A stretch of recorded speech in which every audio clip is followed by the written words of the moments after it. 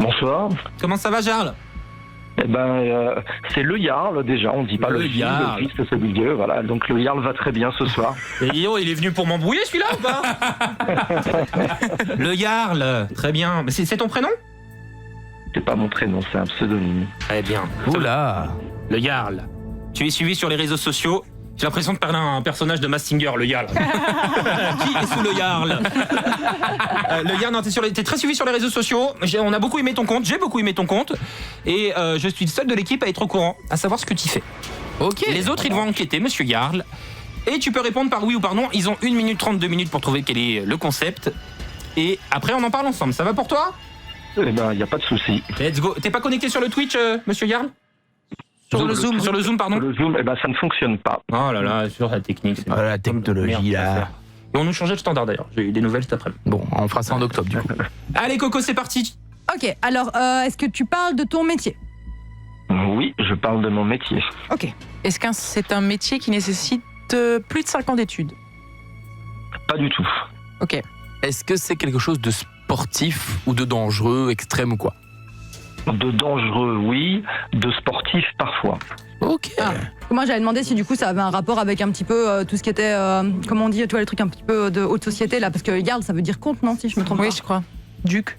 Ouais. Le Jarl, ça veut dire chef de guerre en scandinave. Ah oui, moi j'avais la traduction anglaise du coup. On n'est pas du tout pareil. Donc oublie ma question. Mais est-ce que le pseudo a un rapport avec ton métier? De Oui. loin. Ok. Ok. Ah, scandinave. T'es un viking? Non. Est-ce qu'on t'étouffe? Hein? T'es pas obligé de répéter tout ce que je te dis à l'antenne. Allez, vas-y. Mais écoute, je sais pas. Vraiment de merde. J'ai pas d'idée. Attends, c'est un métier. Ça n'a rien à voir avec le fait que c'est scandinave le métier. Mais non. Rien à Attends, voir. est-ce que c'est un métier Réfléchissez les métiers où il faut qu'on soit un petit peu comme un chef de guerre. Mike, tu m'as chuchoté ma tout et tout dans l'oreille. Comment tu veux que je réfléchisse? Est-ce que c'est un métier connu? C'est un métier connu. Est-ce que tu es en contact avec des gens? Je suis en contact avec beaucoup de gens. Est-ce que c'est dans la sécurité? Ah, Oui, Informatique? pas du tout. physio? C'est quoi Gagné. physio? Physio, c'est ça? Quoi? Eh bien voilà, le Jarl est avec nous. Et donc tu es physio en boîte de nuit, videur en, voilà, en c'est langage ça. plus vulgaire. Incroyable. T'es videur, c'est ça? Et alors à la base, je suis le directeur de l'établissement, mais je suis constamment à l'entrée, donc je sers de physio à la discothèque que je suis. Ok, bah tu vas attendre sur le côté, on va te reprendre à l'antenne dans 15 minutes. Nous on t'a jamais vu ici, hein, donc je suis désolé, tu rentres pas. Non, et le Jarl, allez voir son compte hein, sur TikTok. Non, c'est hyper intéressant franchement de découvrir, parce que c'est vrai que c'est pas un métier qu'on connaît beaucoup, sur lequel il y a beaucoup de préjugés, physio. Et toi, c'est un métier que tu fais depuis 30 ans. Depuis 30 ans, oui. Est-ce que Waouh. t'as vu le comportement des gens à l'entrée de la boîte changer en 30 ans? Complètement. C'est vrai, il y a plus de dingueries. J'ai vu que dans une vidéo, tu disais il y avait de plus en plus de dingueries.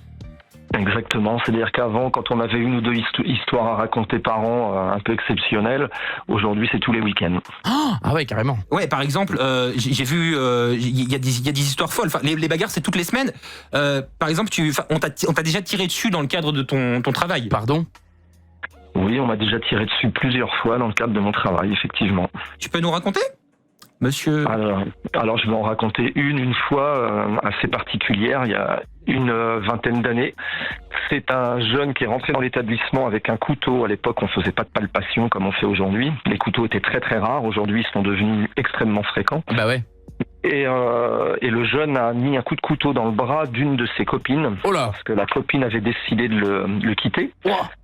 Je suis intervenu très rapidement par le biais de l'appel du barman qui travaillait. J'ai récupéré l'arme, j'ai jeté le jeune dehors qui avait 17 ans, en lui mettant une simple claque de rappel, ce que j'appelle la calotte éducative. J'aime bien le principe. C'est vrai que non, mais ça peut pas faire de mal, hein, de temps en temps. C'est un principe. Cette calotte éducative n'assomme pas, elle ne fait pas saigner. C'est Mais une calotte assez simple. Et t'as pas appelé les flics ce jour-là? Alors, au début, non, mais j'ai eu besoin de les appeler et je vais expliquer pourquoi. C'est-à-dire qu'il m'a imposé à lui rendre le couteau. Je ne rendrai pas le couteau. Bah oui, bien sûr. De 17 ans, on n'en fait pas plus, hein, je laisse tomber. Il s'en va, il me dit que je vais regretter. Je lui dis, ouais, c'est pas très grave. Tous les soirs, on me dit 50 fois que je vais regretter, ça ne changera rien à ma vie. On va, une demi-heure se passe et puis d'un coup à la porte sonne une dame, j'ouvre la porte, la dame me dit est-ce que c'est toi le portier à la queue de cheval? À ce moment-là on m'appelait le portier à la queue de cheval parce que j'avais une grande tresse. Et j'ai dit visiblement c'est bien moi et elle me dit il faut rendre le couteau de mon fils. Là je comprends que c'est la maman du gamin. Mais non. Si, non mais ça c'est rien ça. Et puis elle me dit il faut rendre le couteau de mon fils. Je lui dis non, je ne rendrai pas ce couteau-là. Il a poignardé dans un avant-bras une demoiselle qui est partie à l'hôpital. Elle me dit que j'allais regretter. Elle repart. Elle aussi. Elle repart. Je m'en moque. Et puis à peu près une minute après, ma porte était encore ouverte parce que j'avais 2 clientes devant moi qui discutaient, qui fumaient sur les extérieurs. Et là, j'entends dans mon talkie-walkie fusil. Je comprends que c'est pour moi. J'attrape les 2 filles, je les fais rentrer en urgence dans la boîte. Je ferme la porte et j'entends qu'on me tire dessus. Je comprends ce qui se passe. Je comprends que c'est le jeune ou la maman qui me tire dessus. Je ne sais pas encore, j'ai pas de vision. J'entends quelqu'un qui crie. Je rouvre la porte. Je comprends que j'ai un client qui s'est fait tirer dessus à ma place. Je rattrape le client. Il était caché derrière la porte. Je le fais rentrer dans la boîte. Je constate qu'il est blessé à l'avant-bras, lui aussi, mais il s'était fait tirer dessus dans le bras. Je m'énerve, j'ouvre la porte en me disant c'est bon, je vais attraper le jeune, je vais passer à l'autre étape. Et puis on me redit fusil. Je comprends qu'il n'a pas fini de tirer. Dans les fusils de chasse, c'est à la con, il y a 2 cartouches. Ouais. Quand on est un peu énervé, on a tendance à oublier ce petit détail très important. C'est une dinguerie. Voilà, je referme la porte, il retire une seconde fois.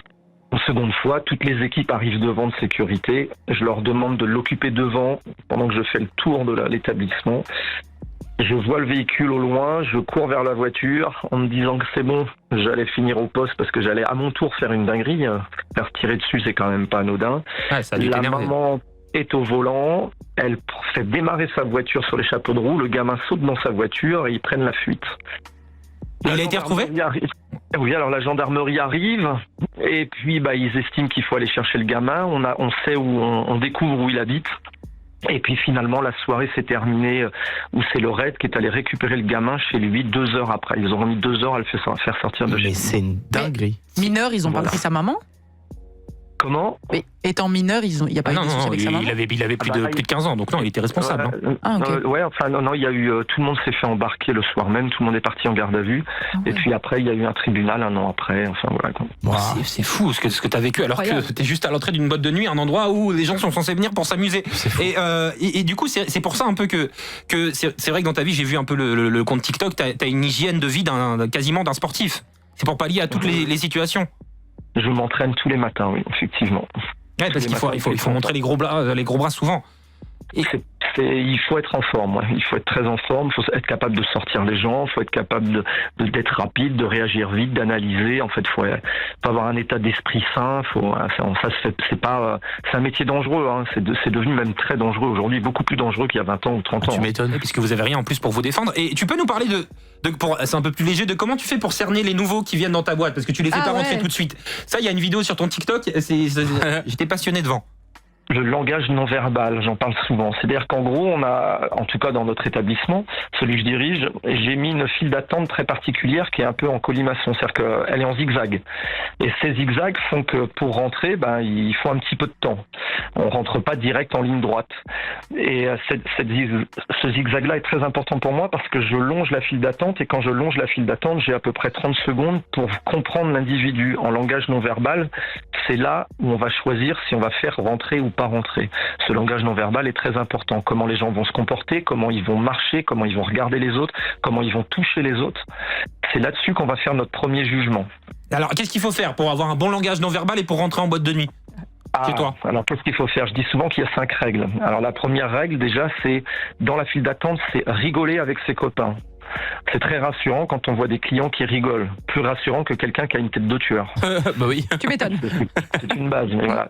La deuxième chose, c'est faire attention à sa tenue vestimentaire. C'est-à-dire que les gens pensent que c'est juste pour avoir l'air classe, mais pas du tout. C'est quand on a quelqu'un qui va arriver avec des ranjos, un treillis kaki par exemple, et puis une surveste avec une veste de chasseur, on va se poser des questions si on va vraiment le faire rentrer avec 1000 personnes à l'intérieur. Donc la tenue vestimentaire doit être un minimum Ouais, ça, c'est bien la base. organisé pour faire confiance, quoi. Ça doit rassurer le physio. La troisième chose, c'est de pas tenir de l'alcool, par exemple, dans la file d'attente et de boire et de consommer. Parce que si déjà on voit que quelqu'un consomme dans la file d'attente avec une bouteille, on le fera pas rentrer parce qu'il aura déjà pris énormément d'avance et il sera ingérable dans la boîte. Ok. Et C'est des détails. Oui, alors la quatrième chose, c'est quand les gens parlent. Oui, c'est ça. C'est-à-dire que le dialogue va être pour nous très important. Quand on va les entendre parler, on va écouter ce qu'ils se racontent. C'est-à-dire comment ils parlent, est-ce qu'ils braillent. Par exemple, quelqu'un qui braille, on ne le fera pas rentrer. C'est pas rassurant, quelqu'un qui braille, de le réunir avec 1000 personnes. Bah oui. On préfère quelqu'un de calme, pas trop énervé. Alors, rigoler et parler sans brailler, c'est rassurant. Par contre, hurler ou hucher dans la file d'attente, c'est déjà cramé. Et une fois que tu nous as mis sur le côté, que tu nous as refusé, tu dis attendez là, est-ce qu'il y a un truc à te dire pour négocier avec toi? Alors au début, rien. Il faut rien dire, il faut laisser le portier, le physio revenir vers vous. Il faut surtout pas dire hey, chef, j'attends, chef, je suis pressé, je veux rentrer. Ça c'est foutu, on fera pas rentrer. Il y a un temps de patience obligatoire et on voit ce temps de patience. C'est fait exprès, c'est très énervant, mais c'est volontaire. On voit jusqu'à quel moment on peut pousser la limite de l'énervement. Il faut bien comprendre qu'on fait ça avec des clients qu'on ne connaît pas. Donc pour les mettre avec 1000 autres personnes qu'on connaît, Bah oui. il faut être sûr de la personne qu'on fasse rentrer. Donc la patience c'est la base. Et puis à un moment donné, quand le physio vient vous voir pour dire bonsoir, comment vous allez, d'où vous venez, il faut répondre aux questions sans se sentir agressé. Parce que quand on connaît pas quelqu'un, pour le connaître, il faut faire quoi? Il faut poser des questions. Bah, tout à fait. Voilà. Donc moi je vais dire bonsoir, on m'appelle le Jarl. Et toi, comment on t'appelle? Alors on va me donner. Alors on va me dire je m'appelle François. Salut François. J'espère que tu vas bien. Tu viens d'où? Si la personne me dit je viens de Rennes, alors là on va continuer la discussion. Si la personne me dit qu'est-ce que tu me racontes, toi ça te regarde pas ce que tu me demandes là? Là je vais dire bonsoir monsieur, je vais demander d'aller dans un autre établissement. Vous pourrez pas rentrer chez nous ce soir.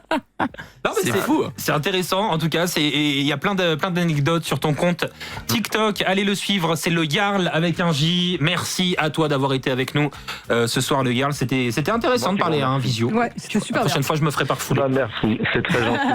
J'embrasse tous les gens de la Belgique. J'ai beaucoup de gens qui me regardent là-bas. Oh, t'es adorable. À bientôt. Nous aussi, on te fait des bisous. La Belgique t'embrasse. À bientôt, le Jarl. Salut. Merci. Mike.